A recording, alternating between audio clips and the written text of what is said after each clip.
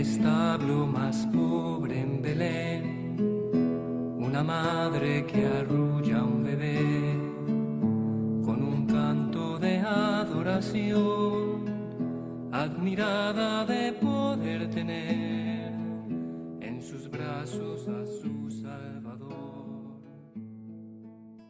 Hola hermanos, el día de hoy 6 de enero del 2023, ok, entramos en los problemas litúrgicos de todos los años. Sí, históricamente, tradicionalmente, hoy es la Epifanía del Señor y en el mundo ortodoxo es la Navidad. El 6 de enero es la Navidad. Por eso, si ustedes se fijan, ha habido la propuesta del cese al fuego en la guerra en Ucrania, porque pues, se celebra la Navidad ortodoxa, y entonces por eso espero que se alcance ese cese al fuego y que dure por las fiestas, que duren, o sea, porque normalmente habría que esperar también. Ellos de todas maneras celebran en un solo conjunto las tres manifestaciones, es decir, tanto la Navidad, la Epifanía, la fiesta de Reyes y el bautismo del Señor. Nosotros lo celebramos por separado. Ahora, litúrgicamente existe la posibilidad, y es la mayoría de los países del mundo lo hacen así ahora, de trasladar la Epifanía al domingo, que está comprendido entre el 2 y el 8 de enero. Entonces nos corresponde, de hecho este año será 8 de enero directamente, y así la vamos a celebrar pasado mañana. Y el lunes 9 celebraremos el bautismo del Señor. Entonces, en España, por ejemplo, se han estado haciendo las cabalgatas. Ya en estos días, pues hoy y ayer se han hecho algunas cabalgatas en varias de las ciudades porque pues, hay una tradición muy linda para el Día de Reyes, porque el Día de Reyes es el día en el que se abren los regalos y todo aquello. En nuestro mundo, un poco siguiendo la cultura americana, la cultura de Estados Unidos, pues entonces se hace el 25 de diciembre, pero no debería ser así. Me explico, debería ser siempre el 6 de enero. Yo todavía tengo algunos regalos que tengo por ahí que no los he abierto porque los voy a abrir hasta el día de pasado mañana, que es el día de la Epifanía. Bueno, fíjense, por ejemplo, celebrar un santo, hay varios santos que murieron el 6 de enero, qué sé yo, un San Andrés Corsini, un San Carlos de Setze, o una Santa Rafaela María del Sagrado Corazón, que quisiera hablar de ella, un San Juan de Ribera, olvídense, el gran arzobispo de Valencia, pero aunque hayan muerto el 6 de enero, no se les celebra el 6 de enero. Se celebra, alguno de ellos como es franciscano, los franciscanos lo celebran en otro momento, a Santa Rafaela María, por ejemplo, se les celebra creo que en mayo, y así. Es decir, entonces ya ven, no hay manera de hablar hoy de un santo, aunque insisto, haya habido muchos que hayan muerto, o sea, que hayan tenido su dies natalis el día de hoy, pero no voy a hablar de ninguno, porque no entra propiamente este hecho, ¿no? Ahora, ¿qué vamos a hacer? Hablar de las lecturas. Y entonces, como he hablado tampoco porque no hablé de ningún santo, entonces nos vamos de un solo a las lecturas y ustedes van a ver que hoy voy a hablar bien poquito, precisamente por eso. Aunque de repente, y la oración también va a ser cortita, entonces vamos a salir un poco rápido. Hoy ustedes van a liberarse de que yo hable tanto. Seguimos. Nos saltamos todo el capítulo 4 de la primera carta de San Juan. Es interesante. Pasamos de un solo al capítulo 5, versículos del 5 al 13. Queridos hijos, ¿quién es el que vence al mundo? Solo el que cree que Jesús es el Hijo de Dios.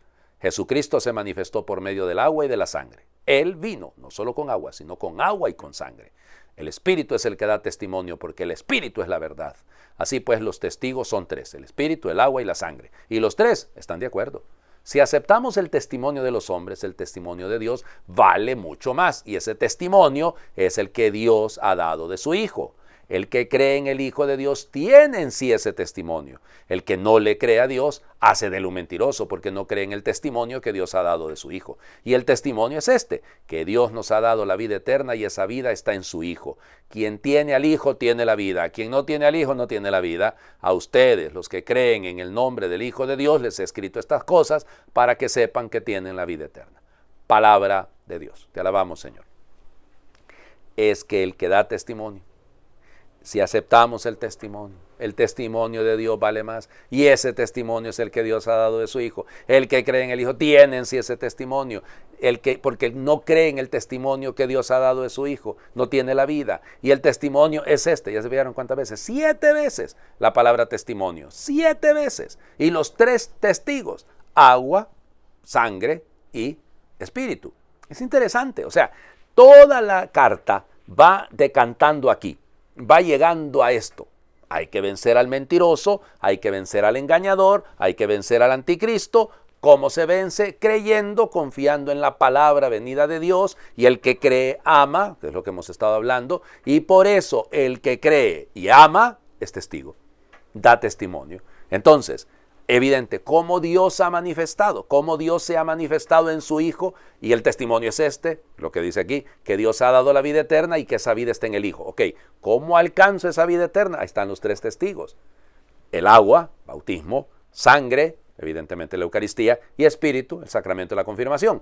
Yo sé que ustedes dirán, padre, ¿cómo va a ser eso si San Juan probablemente no estaba hablando de eso? Sí, probablemente no estaba hablando de eso, pero si ustedes lo piensan, son los tres sacramentos de la iniciación cristiana. O sea, ahora, el que se inicia en la vida cristiana, que está en Cristo, pues, que conoce a Cristo porque la vida eterna está en el Hijo, y el que no tiene al Hijo no tiene la vida, entonces piénsenlo. ¿Qué es lo que nos está diciendo? Ok, usted que ha recibido por el bautismo, por la Eucaristía, por la confirmación, la vida del Hijo, la vida eterna, el llamado a la vida eterna, entonces usted tiene que ser testigo.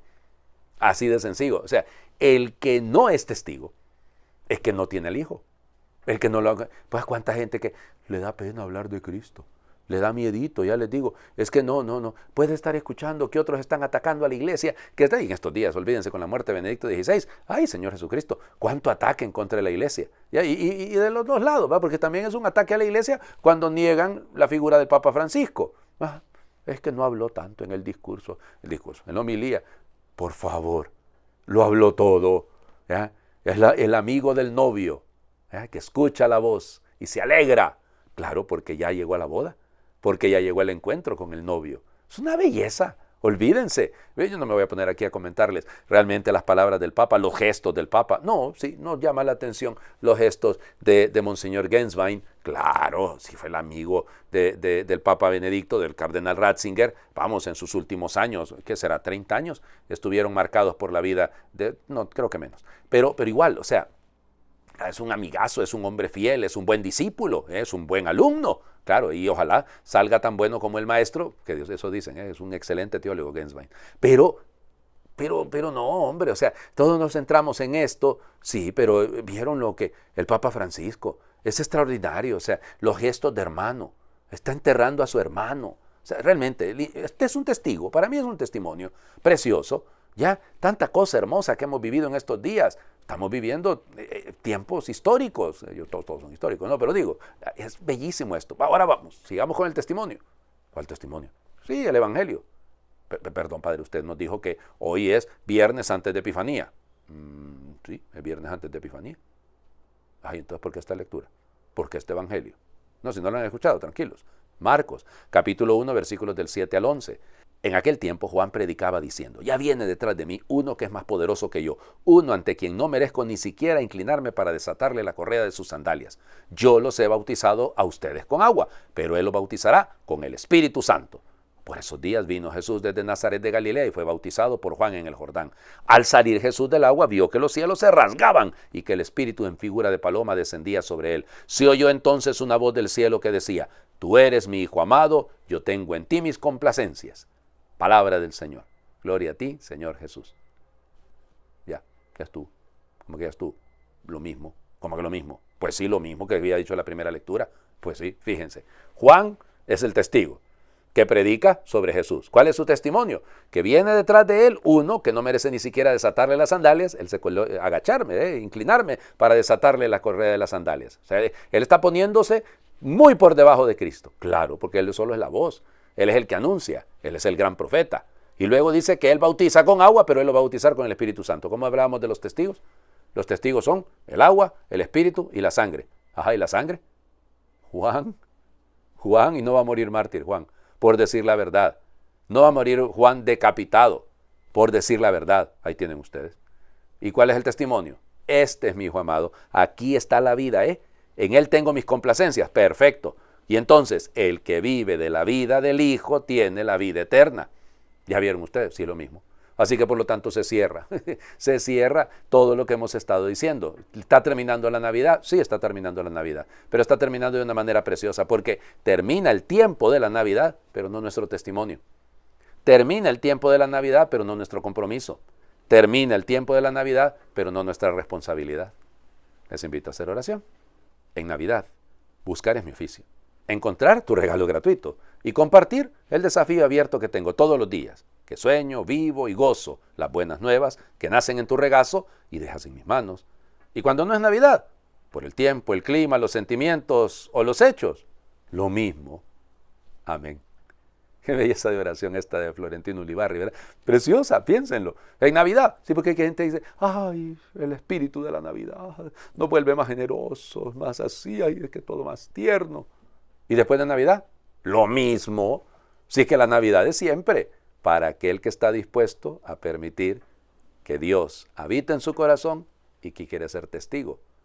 Agua, sangre, espíritu. El Señor esté con ustedes y les bendiga a Dios, el que es Padre, Hijo y Espíritu Santo, y su bendición descienda, les acompañe siempre. Feliz viernes para todos.